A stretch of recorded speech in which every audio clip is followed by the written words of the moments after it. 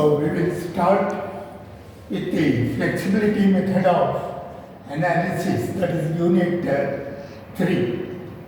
Actually, the flexibility method of analysis is also called as the force method of analysis of frame structures, plane frame structures. So that is plane frame structures as per syllabus. You have only analysis of plane trusses, analysis of rigid plane frames, and analysis of beams, continuous beams. And in analysis of rigid plane frames, you have only the analysis of orthogonal frames, that is, or rectangular frames, that is, frames without inclined length. That is, all the frames, rigid frames which we are analyzing, they are all having the column members truly vertical. So that we will take up today the flexibility analysis. The general steps to be followed in the analysis are given here. So totally the analysis is done following these 7 steps. The first step is you have to identify the independent forces at the ends of the members which you have to determine during analysis. So you are identifying what are the member end forces to be determined during analysis, because as I already told, analysis consists of determination of internal member forces as well as external reactions along with the independent displacements at the joints. Here, first we are determining the independent forces. Already I have told in basic analysis of this flexibility method what all the independent forces we have to consider. Already I told for beams or rigid plane frames, we have to select the moments at the ends of the members as the independent forces, preferably. Otherwise, you can select the moment at one end of the member along with the shear at that end. That also you can select. But here I insist always to select only the moments at the ends of the members as the independent force. That's why here I have given the member flexibility matrix for an individual member, treating only the moments at the ends of the members. This already I have derived in my previous class. Member flexibility is given by L by 6CI 2 minus 1 minus 1 2, where L is the length of the member and EI is the flexural rigidity, because I told the flexibility matrix is nothing but the relationship between the independent forces at the ends of the members and the corresponding displacements. That is for beam members, it is given by L by 6 EI 2 minus 1 minus 1 2 minus 1 minus 1 2, and the end moments M1 M2. If you select end moments as the, here I have told for beam element, end moments as the independent forces, if you select the end moments, if you select as the independent forces, then the relationship between the displacements and the end moments is given by this, and this relationship we call it as the flexibility. So that already I have been derived here. In the first step, you have to identify the coordinates of the independent forces. That means with the coordinates, that the positive direction of the forces you have to indicate. That is, generally we select the clockwise moment as the positive direction of the end moments. You just identify the element coordinates first. This we have to determine during our analysis. That's the first step. You have to identify the end moments of all the members in the given structure. If it is a truss member, Then the independent force is the axial force at the end of the member, and that you have to select it as the coordinate, independent coordinate, if it is stress. If it is rigid plane frame or P, you have to select the moments by element coordinates. That is the first step you have to follow. Then the second step, you have to find the degree of static indeterminacy of the structures. So for that already I have given the formula, the static indeterminacy of the structure for truss structures. It is m plus or minus 2j, and for rigid plane frames and beams, it is given by 3m plus or minus 3j, where m is the number of members in the given structure, r is number of unknown support reactions, and j is the number of joints. So using this formula, you can just determine the indeterminacy, static indeterminacy of the structure, given structure for the analysis, and then you have to make the structure determinate by removing some the unknown forces which you have to determine. It may be either external support reactions or it may be internal member forces that you have to remove. That is, you have to make the structure determinate, that is, you have to obtain basic determinate structure by introducing releases, or you have to release the forces of some of the members or support reactions in order to make it determinate, and the support which you are making, removing support forces or member forces which you are removing, that you have to identify as redundant with coordinates. Coordinates means the positive direction of the forces which you have to remove, which you have removed, that you have to indicate. That's the second step. So this already I have explained, go through that, and that anyway in the problem which we are working, I will explain it. That is the element coordinates you have to identify, as well as the redundant you have to identify. That is, in the first two steps, actually you are evaluating which are the unknown forces you have to determine during analysis. Unknown redundants as well as unknown internal member forces. This is extra forces which you cannot determine by equation of statics. And this is the usual one by using statics. Then the third step, you have to develop the unassembled element member flexibility matrix of the structure. So, individual member flexibility, it is given by this, by treating n moments as the independent force. So, if you have number of members, for all the members, you have to evaluate this flexibility matrix, then you have to just add all those things and put it in a matrix form that we call it as the unassembled element structure matrix. So this unassembled element matrix unassembled flexibility matrix of the structure is nothing but the individual element flexibility matrix which you have evaluated, that you place it in the diagonal of the structure flexibility matrix, that we call it as the unassembled member structure flexibility matrix that you have to generate. Then the fourth step, you have to determine what is known as force transformation matrix. This also I have already explained. This is the element, it is the relationship which develops a relationship between the flexibility matrix which you have generated with the element axis or with respect to local axis to the global axis.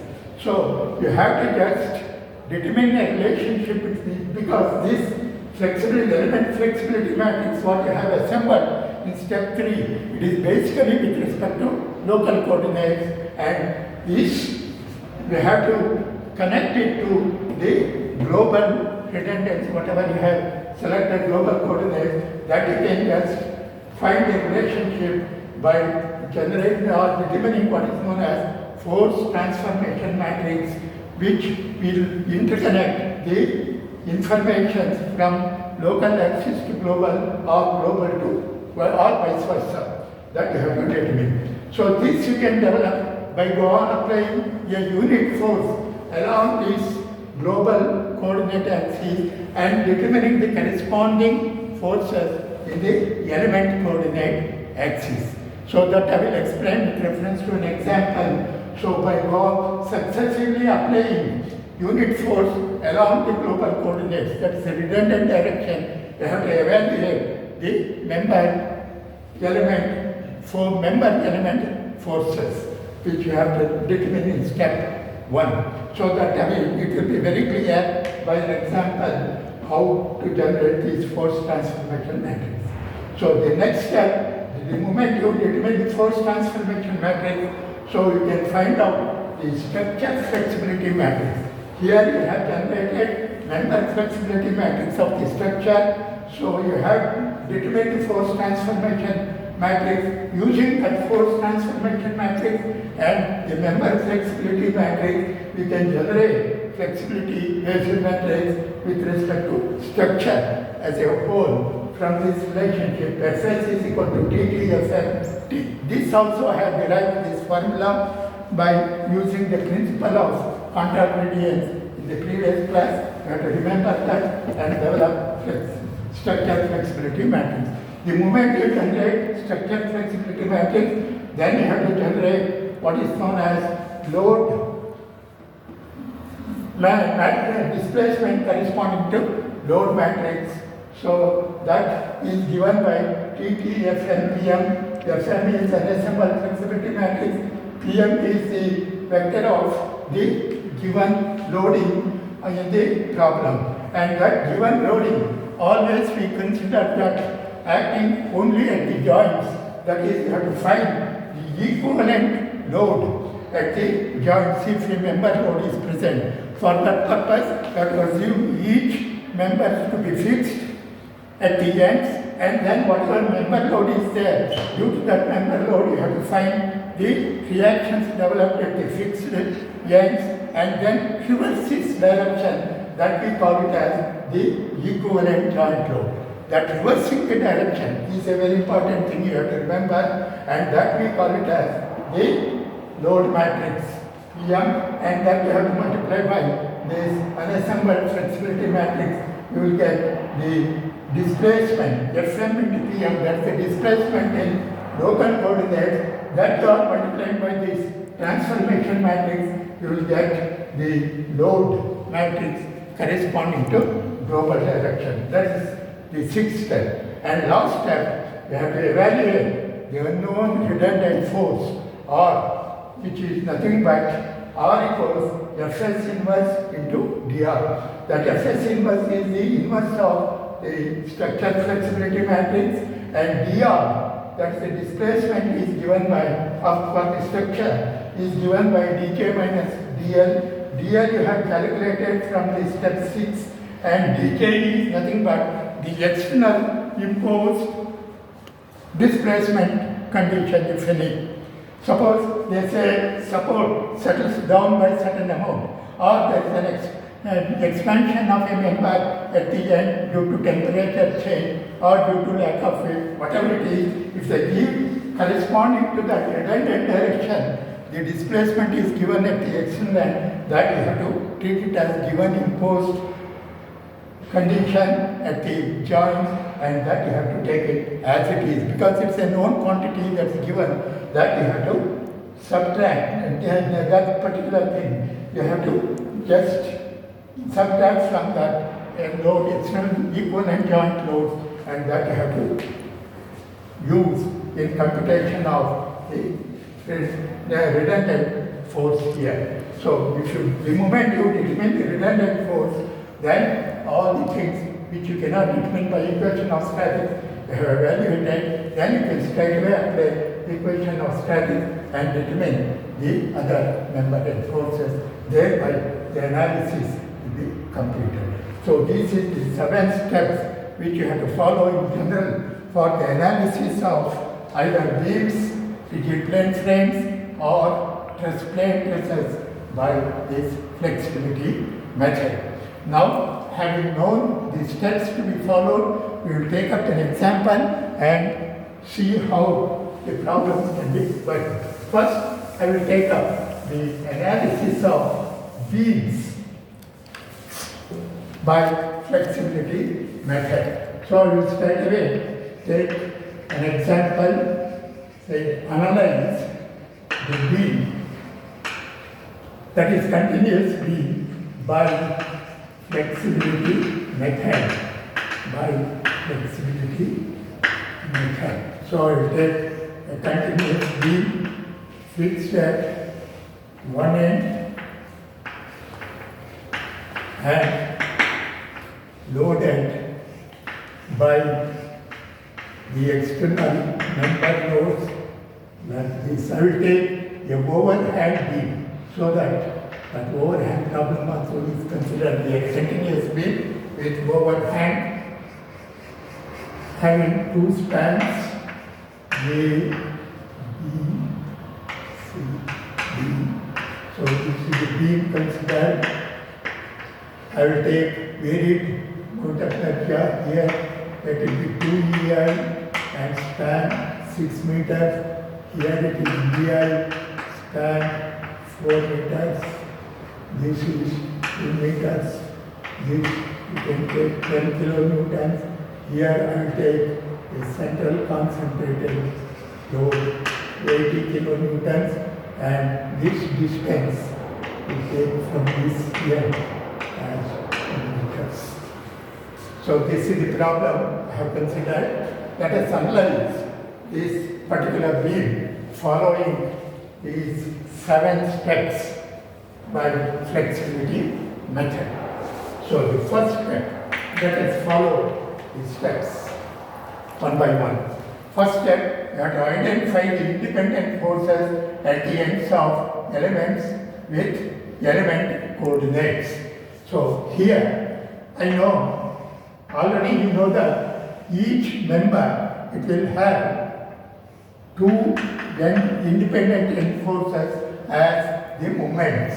So I will select the end moments like this.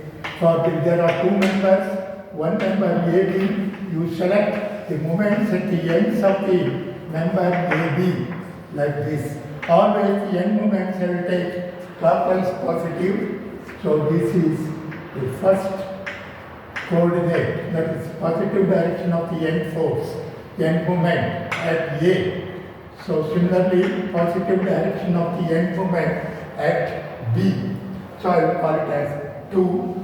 And for BC member, again, end moment at B, that is coordinate 3, and end moment at C. That's again take positive as the direction, positive direction 4 as the end moment. So here there are 2 members, AB and BC. This is just an overhang, so you can replace this overhang by whatever that moment which is acting due to the load in the overhang at the joint C. So here the moment will be 10 into 2, 20 kilonewton meter is the joint load here. So this overhang problem, if overhang is given, always the overhang, your moment generated due to overhang, you replace as a joint load in the main beam. So that's all the exercise you have to do, or modification you have to make during the analysis. Overhang is this side is you have to apply the equivalent moment at the joint you generated due to that overhang. That's all. Analysis is done only for the given spans, and this is not this regular span, it is just a overhang that you are replacing by equivalent joint load. That's all. So the remaining loads are here, UDL along AB and concentrated load along BC. So this is what the first step. You have to identify the element coordinates. So that is, you have to find out during analysis the moments corresponding to these 4 coordinates, PM1, PM2, PM3, PM4. So you have to evaluate or determine the moments at the ends of the members, internal member forces developed. So that's the first, because I told you analysis consists of evaluating the internal forces developed as well as external support reactions.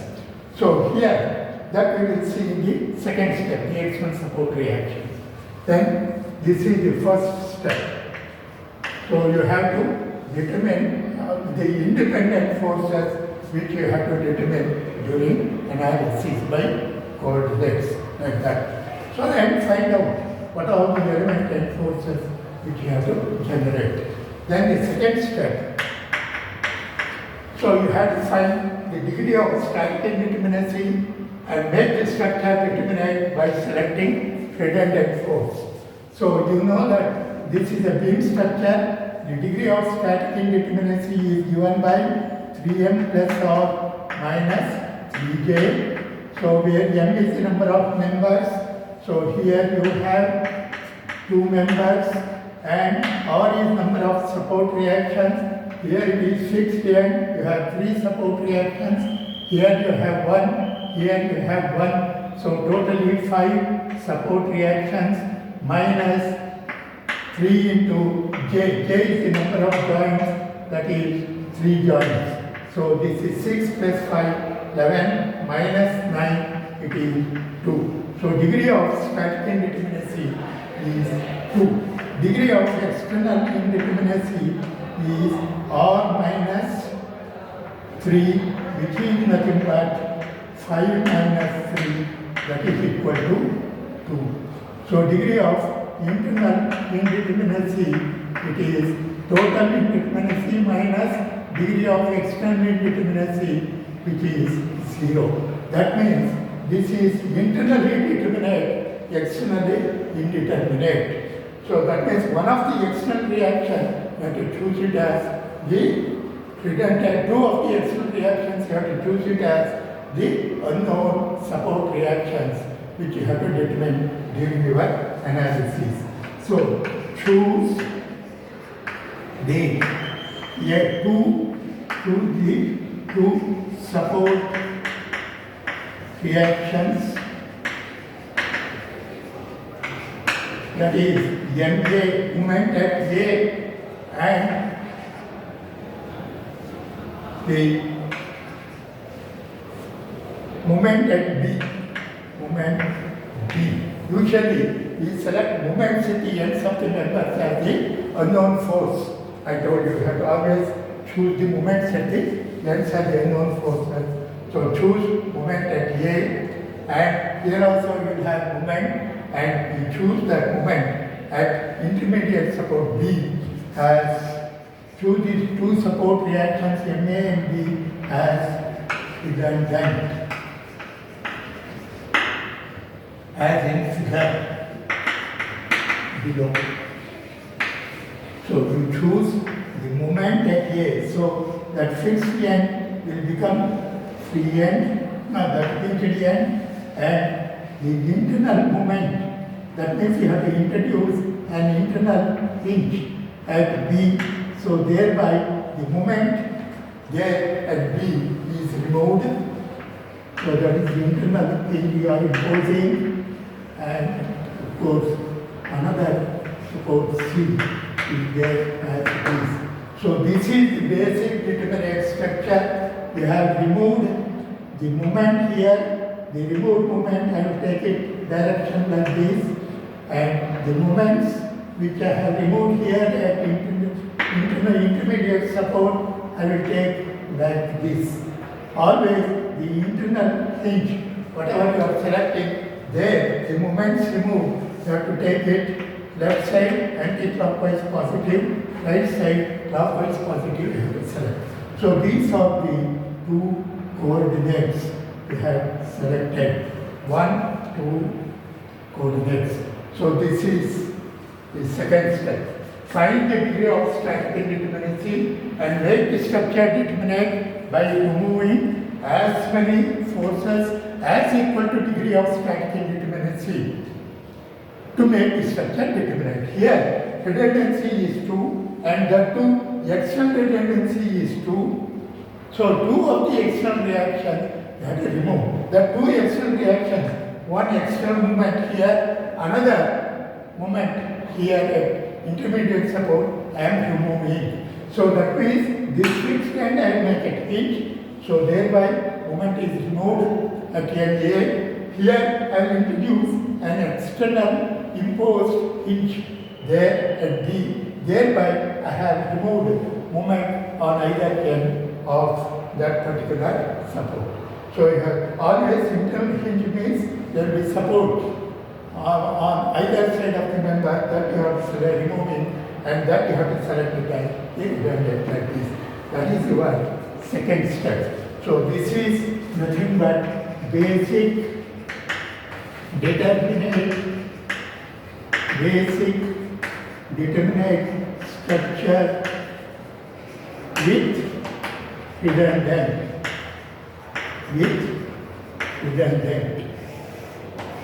So that is redundant and calling it as R.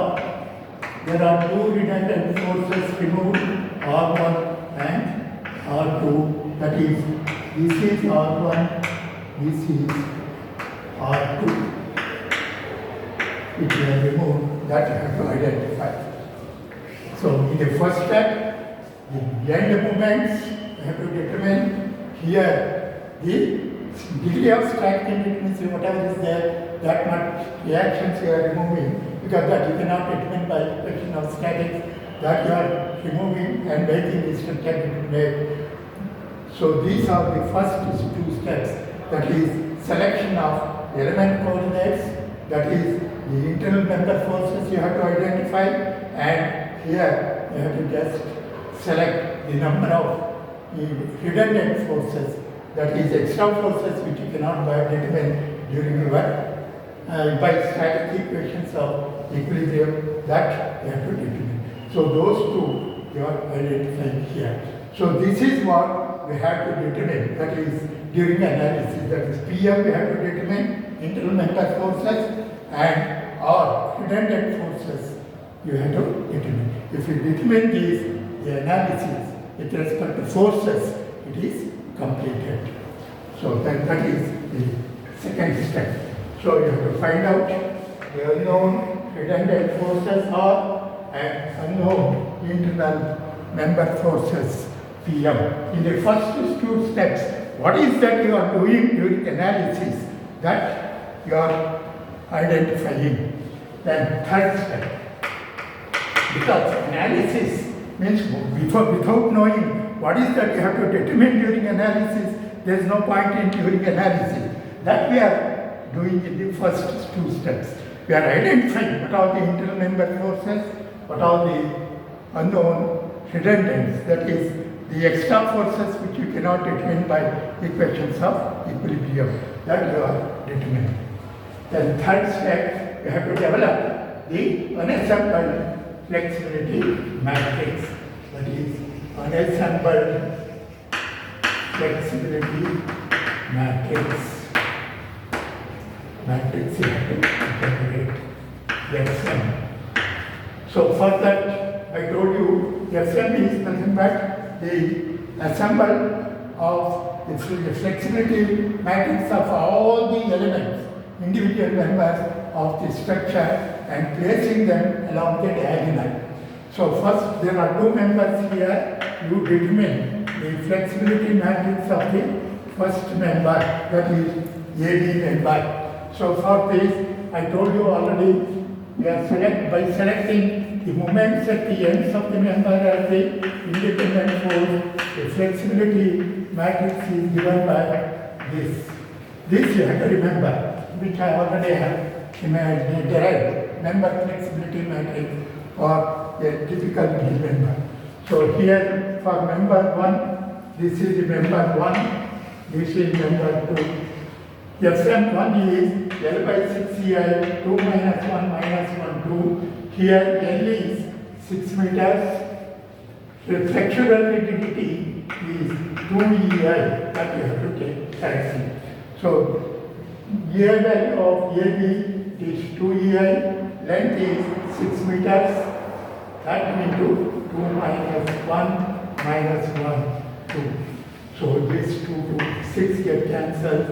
You have 1 over 2 EI, 2 minus 1 minus 1, 2. This is the flexibility matrix for member 1. Then you have to find out flexibility matrix of member 2 on same lines.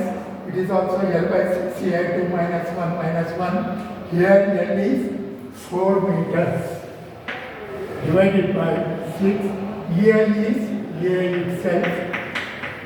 So this is 2 minus 1 minus 1, 2, which is given by 2 by 3 EI. 2 minus 1 minus 1, 2. So therefore, unassembled member flexibility matrix Fm is equal to, we have to plug the two member stiffnesses, place them along the leading diagonal of the matrix Fm. So here 1 over 2 EI, 2 by 3 EI, I will take 1 over 6 EI as the LCM. Then for the first member, I have to place here in the diagonal. So 1 over 2 EI, out of the 1 over 6 EI I have taken outside. Here it is 1 over 3 EI, 2 EI. I have to multiply this by 3, I will get 6. Here minus 3, minus 3, 6. I will place it here. So other member it is 0, here it is 0. Then for the other member, second two, I have to place it in this diagonal. This is first diagonal element, the second diagonal element. So that is here 2 by 3 EI, I have taken 1 over 6 EI outside. So this I have multiplied by 2 into 2, 4. So this will be 8. This will be minus 4, 8. So I have placed it here. Then, so this is the unassembled flexibility matrix of the structure. For the tensile structure, the member flexibility matrix is combining the member flexibilities of all the members in the structure. So that is this step 3, Fm to do. So that is what, that's very simple. This Fm is a 4 by 4 matrix. So these are, which you have to determine, it's a 2 by 1 matrix. The internal member force which you have to determine is a 4 by 1 matrix. So then fourth step, you have to develop force transformation matrix T by finding element and forces due to unit load applied with respect to redundants successively. So that means here redundants are this 1 and 2 coordinates. So you take that by a sketch, you just show it. This is the basic determinate structure. You have to take that basic determinate structure like this, and successively first I will apply the unit force along coordinate 1. R1 is equal to 1, I will apply. And I will determine what are the moments with respect to these element coordinates 1, 2, 3, 4. This is global if you select. This is element coordinate. I have to apply unit forces along the global coordinates one at a time and find the corresponding element force. Because these element forces we can determine, because this is basically a determinate structure. So we can find out, you are introducing internal hinges, then you treat each of these spanners individually, separately, and by considering equilibrium conditions, we can determine the forces. Now, here, this is member AB. So here there must be a reaction because this is separate. One individual member can select, there's a moment applied here, one So reaction here will be 1 by 6.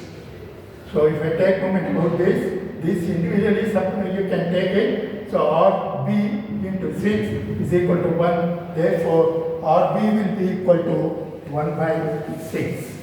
So here this reaction is 1 by 6.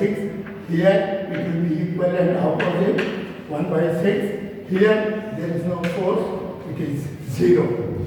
So now here moment is 1 applied already. So here moment will be for this portion, it is 1 minus 1 by 6 into 6. So that will be 0. 1 by 6 into 6 opposite direction, this is 1. So it is 0 here. So similarly here, since this reaction is 0, if you take a section moment here it is 0, here also it is 0. So the transformation matrix, so the moments developed corresponding to these coordinates, they are 1, 0, 0, 0. That's the first column of that transformation matrix. This is the simple exercise what I have to do. So that's what I have told here. To determine the transformation matrix, you find out the element, member and forces as I determined. The element, member and forces after applying a unit load corresponding to this global coordinate successively, one by one. One I have applied, then you can apply the second force, that is here at coordinate 2, like this. So here, R2 equals 1, R2 equals 1. You have to apply like this. You have to apply unit force along coordinate 2 successively. You have to apply 1 by 1. First I apply here R1 equals 1 and find out the forces corresponding to these element coordinates. Then I will apply R2 equals 1 and you find the element forces. Treat this now separately. Here it is 1. So therefore to replace this, here there will be a reaction equal to 1 by 6 like that. Here it should be 1 by 6 equal and opposite. This is opposite.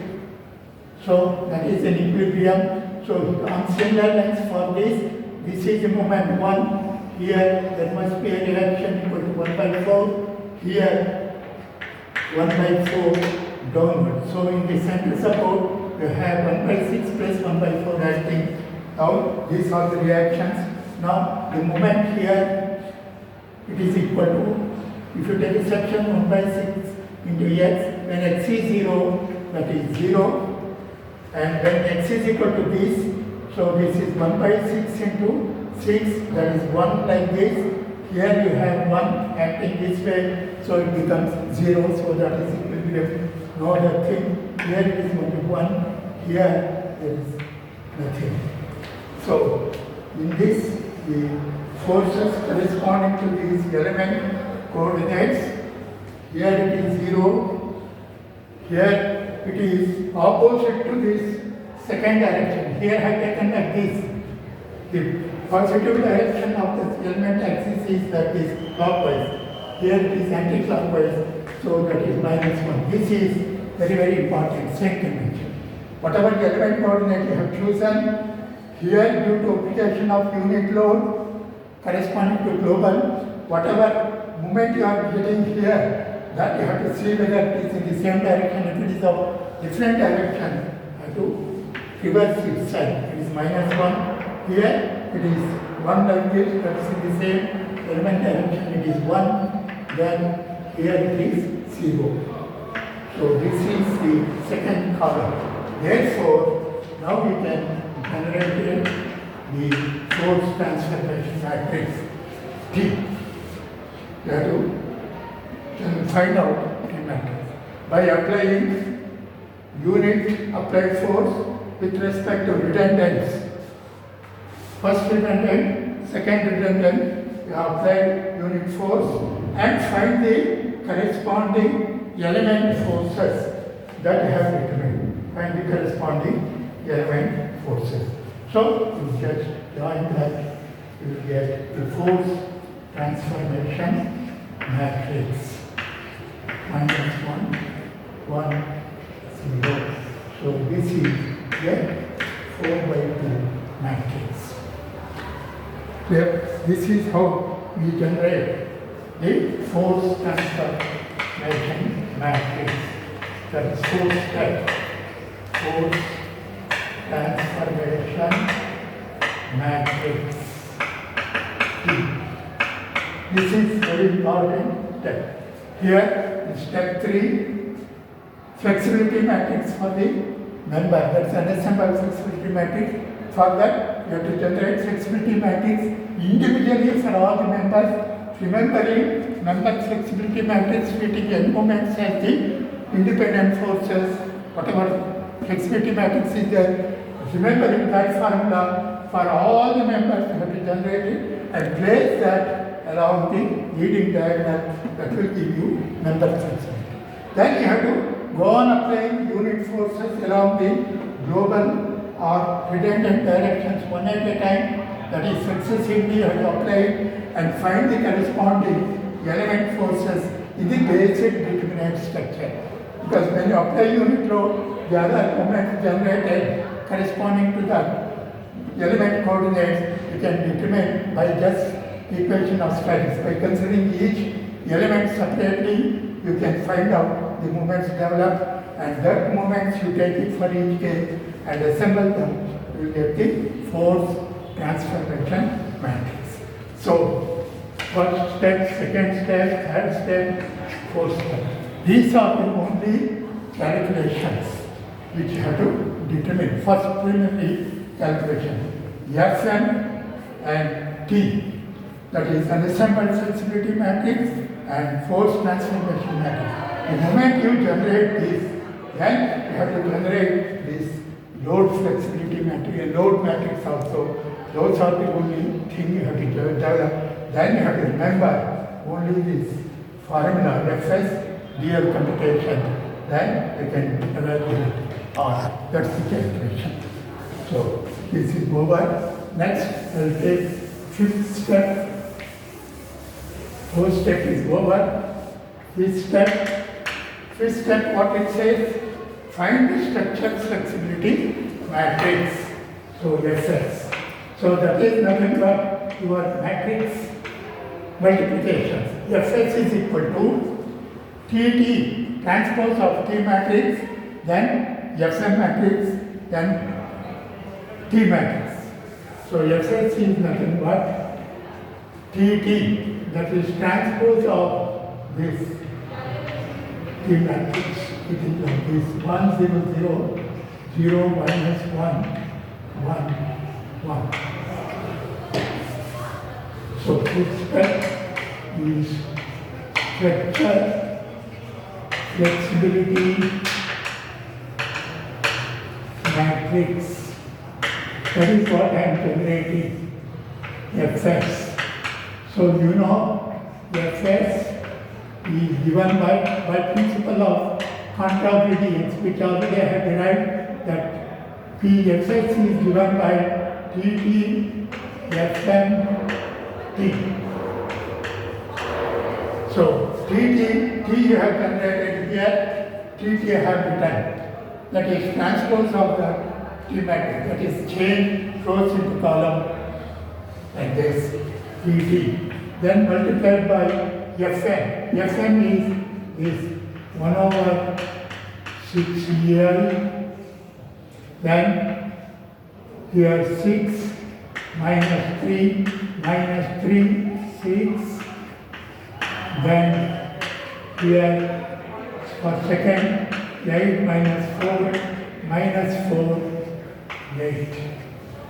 This is Tt, Fn into T, into T matrix. T matrix is 1, 0, 0, 0, 0, minus 1, 1, 0. This is TT, FMT. Now it is only matrix operation. So this is a 4 by 4 matrix. This is 4 by 2 matrix. Column of here equals row of that. So multiplication is possible. I'll retain this as it is. 1, 0, 0 minus 1, 0, 1, 0, 1. This 1 over 6 here, it is there. These two I will multiply. Here 4 by 4, 4 by 2. If you multiply, you will get a 4 by 2 matrix. The 4 by 2 matrix will get it. So that is first row and multiply the first column, that is 6 into 1, this is 3 into 0, 0, 0, you will get 6. Then second, 6 into 0, 3 into minus 1, minus 3, that's all. 0, minus 3, 0, 0. Then I will take second column, second row, minus 3, 1, 0, you will get minus 3. Then between minus 3, 0, minus 6, that's all, 0, 0. And third row, 0, 0, 0, all zeros. Then here, 0, 0, this is 8. Then 0, 0, 0, 0. Then 0, 0, this is minus 8. That is the resulting matrix. That each row will multiply by the columns, one by one. So next, you multiply this and this, you will get fx. So therefore, this fx is given by fx or fx is equal to, now this is a 2 by 4 matrix, here column equals row, so this resulting matrix will be a 2 by 2 matrix. 2 by 2. So this row and multiply with this column for to get this, then this row and multiply by this to get this row multiply by this to get this row multiply by that column. So that's a very simple thing. 1 into 6, 0, 0, 0, it is 6. Then with this 1 into minus 3, 0, 0 is minus 3. Next, 0 plus 3, 0, 0 is first one, 6, 0, 0, minus, then 0, minus 3, you get it. Then here, 0, and this also has to be. If there is something wrong here, it should be. Let's check 6, 6, then 6, oh, this 6, 0, minus 3, minus 3. So this has to be plus 3. That's the mistake which has been done. So this is plus 3. So here, this is plus 3. And here, 0 plus 3. Because it has to be symmetric. And here, it is plus 6, plus 8 is 40. Now it is symmetric. So this is your flexibility matrix, structure flexibility matrix. That is your fifth step. Find the structure flexibility matrix. Whatever you have between SM and SM matrix, then transformation matrix, then remembering this principle of principal contrarian, you can generate XS. The next step, sixth step,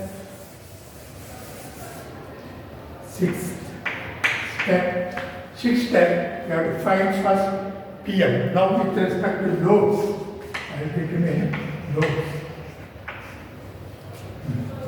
So you have to generate this PM. PM is nothing but the equivalent joint loads. So here I have two members.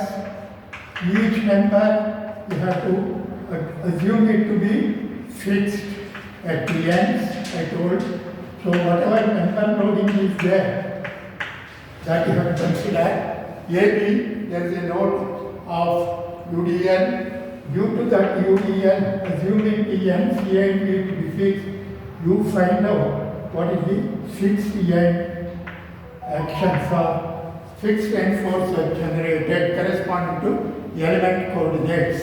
So here, this will be WL squared by 12. This is 6 meters, 15 to 60, 6 squared by 12, that is 150. Here also you will get 150, the fixed end moment. Similarly, if you take BC member, so it is subjected to a central concentrated load of 80 kilonewtons. Due to that, the fixed end moments will be 18 to span is 4 meters. So WL by 4 is the moment generated. So that WL by 8, that is equal to 40 here.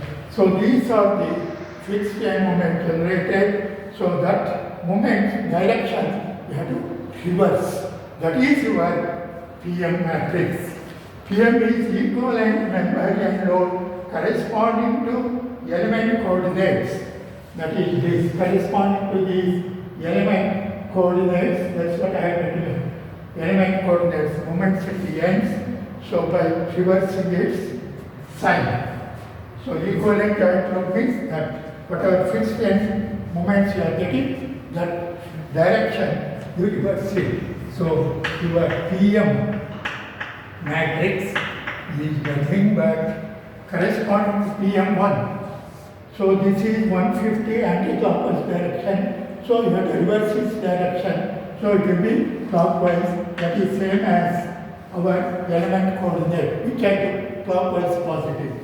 So this also have to reverse its sign. So clockwise is here, have to reverse its sign, it is anti-clockwise. So it will be minus 150 corresponding to second coordinate. Then third coordinate on same lines, this anti-clockwise, so it has to be clockwise, so positive. So here it is clockwise, should be anti-clockwise minus 40.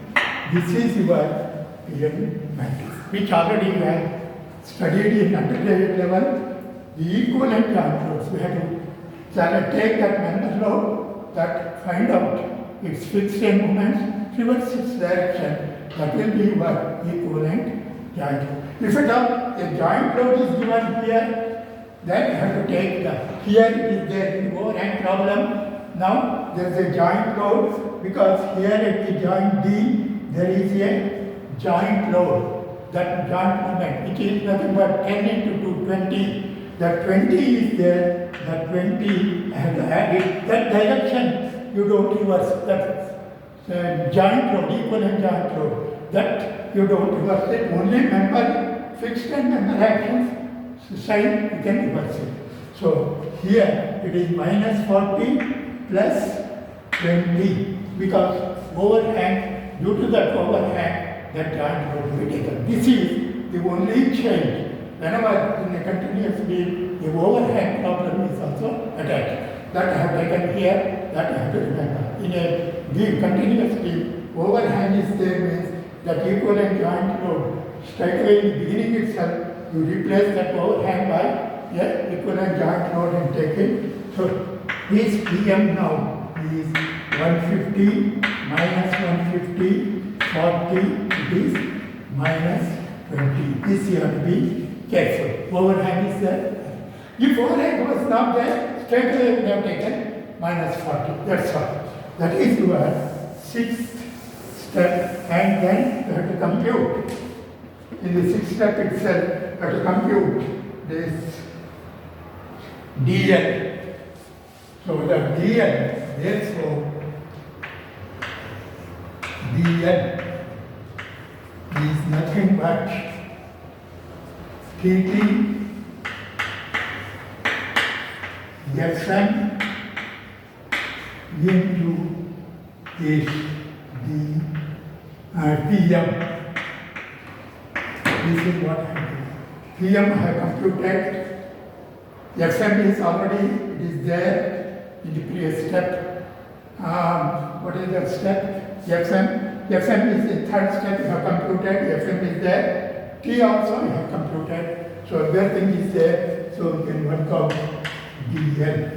dl is nothing but tt.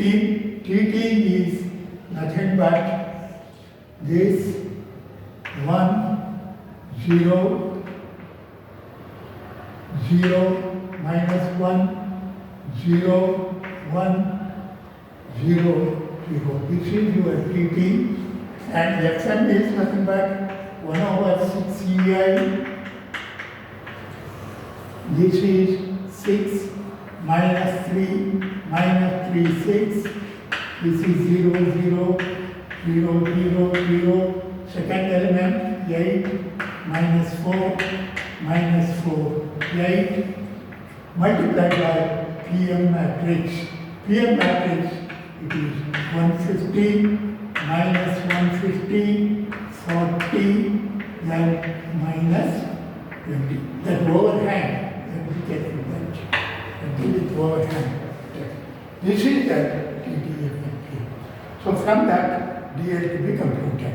If DL is computed, then straight away we can find out redundant, not so, or that's all.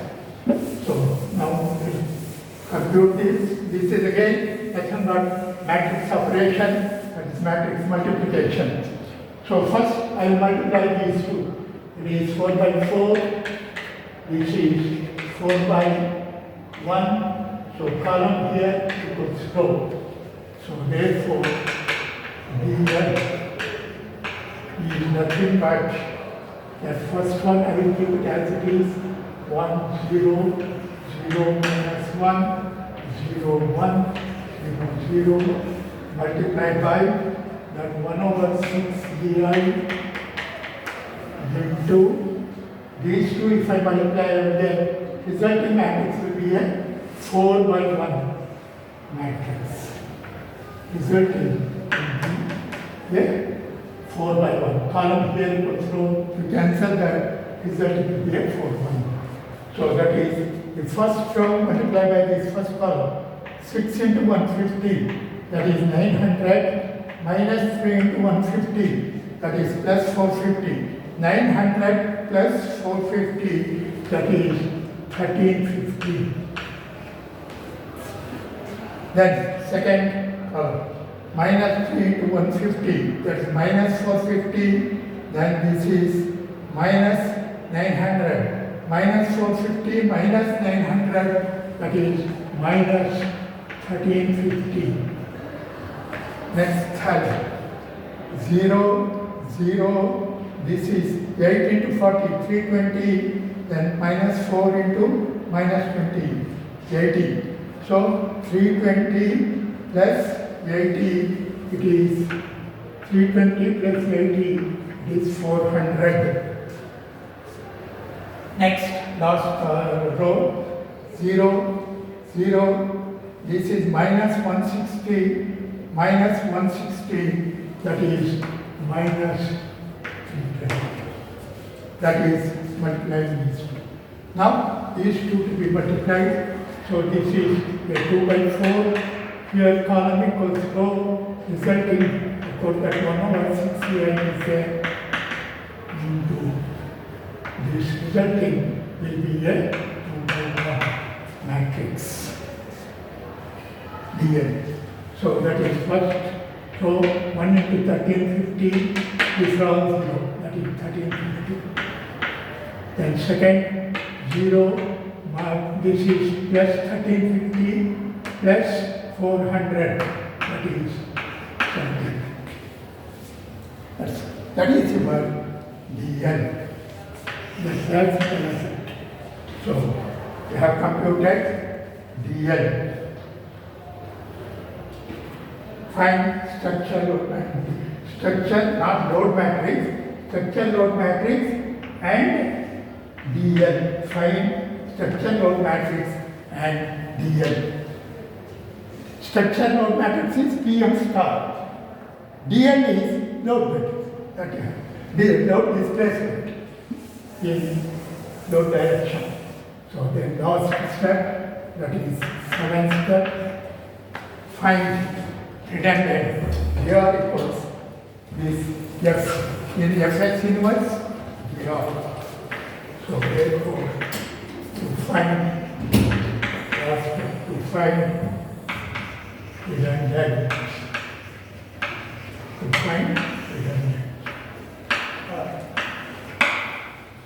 if I determine redundance, then calculations are all over.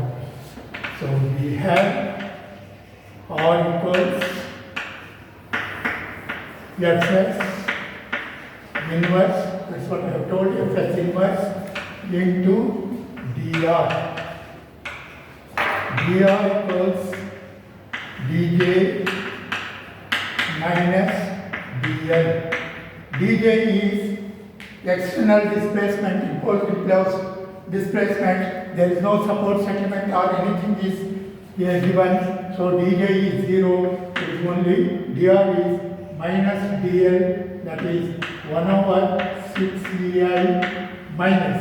So that is minus 1350 minus 1750. This is your dr. And fx inverse, you have to find the inverse of fx. fx is this, you have to find the inverse of this 1 over 6 ei, I will take it. So 1 over 6 here is there. fx is 1 over 6 ei, 6, 3, 3, 14. I have to find the inverse of this. So fx inverse is equal to 1 over 6 ei will become 6 ei divided by delta of this. I will apply that matrix inversion. So delta of this is 6 into 14, 84 minus 9, 75. Our delta into coefficient of this, first one is 14, then minus coefficient of this is minus 3, then coefficient of this is minus 3, coefficient of this is 6. So this is that fx inverse. 2 by 2 matrix inversion can easily determine like that.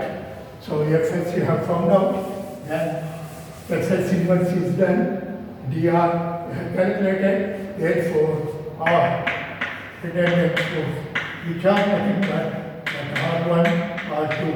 They are the moments at fixed end as well as at intermediate support.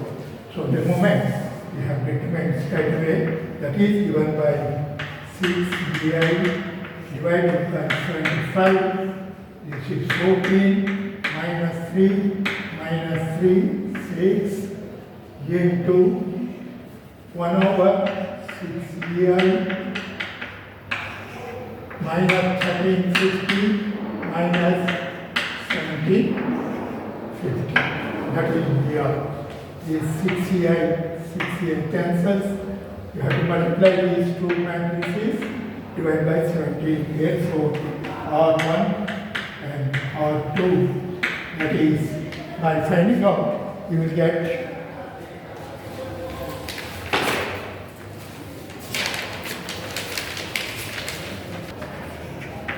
minus 182.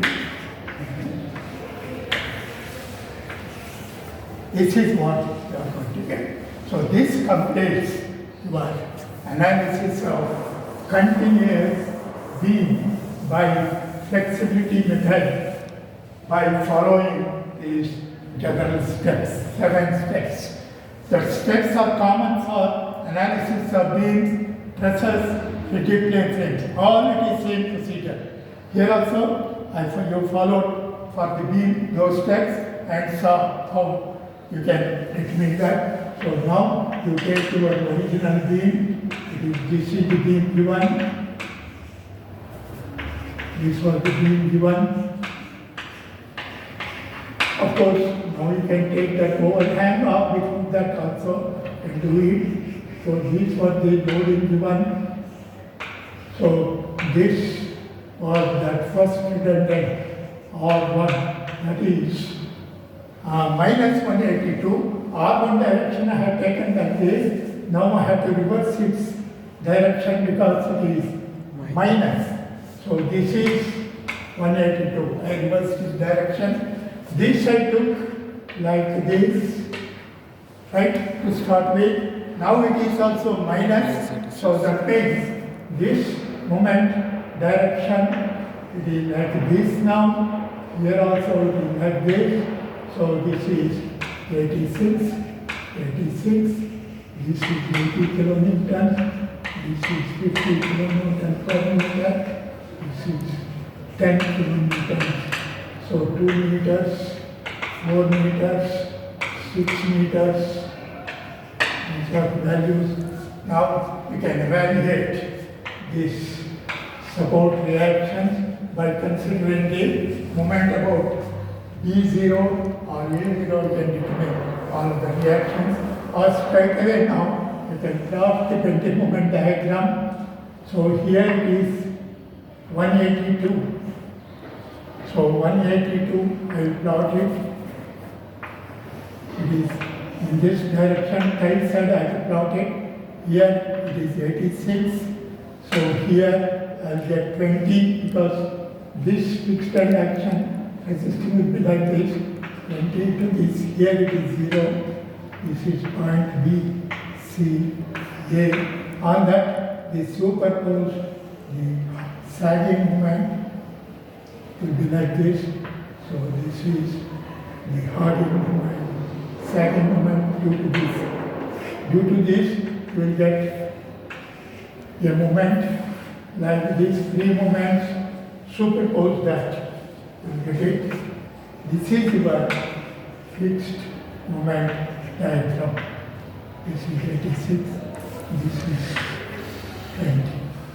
This is negative, this is positive, negative, positive. This is the resultant bending moment diagram. So whatever I have determined are these two. This is 20 already was there. So superpose free moment diagram, taking it as simply supported beam. This is the moment. Here you get WL squared by 8.